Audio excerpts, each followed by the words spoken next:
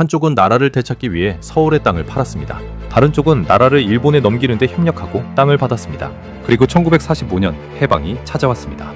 그렇다면 두 집안의 운명도 이때 뒤바뀌었을까요? 이상하게도 현실은 반대로 흘러갔습니다. 독립운동가의 가족은 가난에서 벗어나지 못했습니다.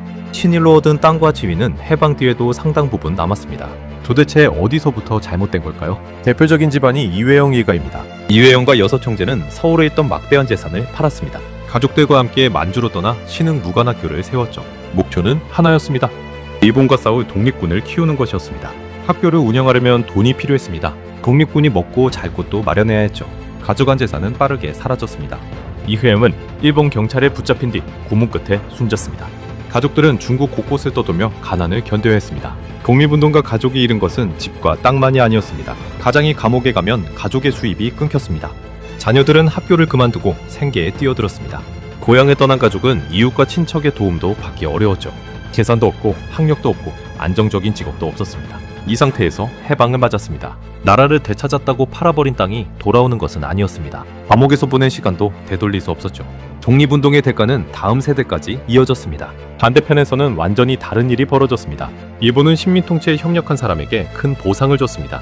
자귀를 주고 은사금을 지급했습니다. 관직과 사업 기회도 열어줬죠. 이완용은 한일병합에 앞장선 뒤 일본의 자귀를 받았습니다. 송병준도 자기와 경제적 보상을 얻었습니다. 그들이 얻은 것은 돈 한 번이 전부가 아니었습니다. 땅에서는 계속 돈이 나왔습니다. 관직에서는 인맥이 생겼습니다. 자녀에게 좋은 교육도 제공할 수 있었죠. 재산과 학력, 인맥이 한꺼번에 쌓였습니다. 이제 해방이 됐습니다. 나라를 팔아 얻은 재산은 빼앗기고 독립운동가는 보상받았을 것 같습니다. 실제로 그런 법도 만들었습니다. 1948년 반민족행위 처벌법이 제정됐습니다. 친일행위자를 처벌하고 친일로 얻은 재산을 몰수하기 위한 법이었습니다. 반민특위도 활동을 시작했습니다. 특위가 파악한 친일 혐의자는 약 7,000명이었습니다. 그런데 실제로 다룬 사람은 688명에 그쳤습니다. 기소된 사람은 293명, 판결을 받은 사람은 78명, 징역형 이상의 처벌을 받은 사람은 10명뿐이었습니다. 왜 갑자기 수사가 멈춘 걸까요? 1949년 6월 믿기 힘든 일이 벌어졌습니다. 경찰이 반민특위 사무실을 습격했습니다. 친일 경찰을 잡던 조사관들이 오히려 경찰에게 체포됐습니다. 서류도 빼앗겼죠. 이승만 대통령은 친일 경찰 노독술의 석방까지 요구했습니다.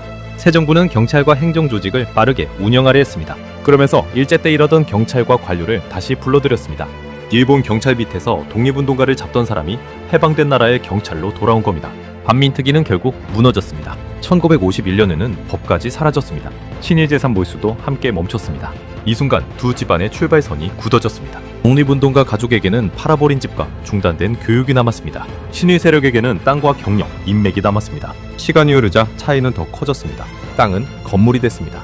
재산은 사업자금이 됐고 사업에서 번 돈은 자녀의 교육비로 이어졌습니다. 반대편에서는 당장 먹고 사는 일이 먼저였습니다. 독립유공자 가족에 대한 보상도 늦었습니다. 해외에서 활동했거나 가명을 쓴 사람은 기록을 찾기 어려웠습니다. 독립운동을 했다는 사실을 후손이 직접 입증해야 하는 경우도 있었죠. 증거를 찾는 사이 본인과 자녀가 세상을 떠나기도 했습니다. 보상금을 받지 못한 자녀와 손자녀에게 생활지원금을 주는 제도는 2018년에야 시작됐습니다. 이미 여러 세대가 지난 뒤였습니다. 친일재산 환수는 더 늦었습니다. 관련 특별법이 만들어진 때는 2005년입니다. 해방 후 60년이 지난 시점이었습니다. 조사 결과 친일 반민족 행위자 168명과 관련된 토지 2359필지에 국가기속 결정이 내려졌습니다. 면적은 약 1139만 제곱미터, 당시 가격으로 약 2106억 원 규모였습니다. 일부 후손은 재산을 지키기 위해 국가를 상대로 소송을 냈습니다. 대법원은 친일의 대가로 얻은 재산을 국가가 가져갈 수 있다고 판단했습니다. 하지만 이미 60년이 흘렀습니다. 땅은 팔리고 개발됐습니다. 현금은 다른 재산으로 바뀌었고 상속도 여러 차례 끝났죠. 뒤늦게 일부 토지를 되찾아도 그 재산으로 얻은 교육과 사업 기회까지 거둬들일 수는 없었습니다. 다른 나라에서는 어떻게 했을까요? 프랑스는 1944년 나치 독일의 점령에서 해방됐습니다. 프랑스는 곧바로 독일과 비시 정권에 협력한 사람들을 조사했습니다. 법원에서 심판받은 사람은 약 12만 5천 명이었습니다. 공무원 약 2만 8천 명도 제재를 받았습니다.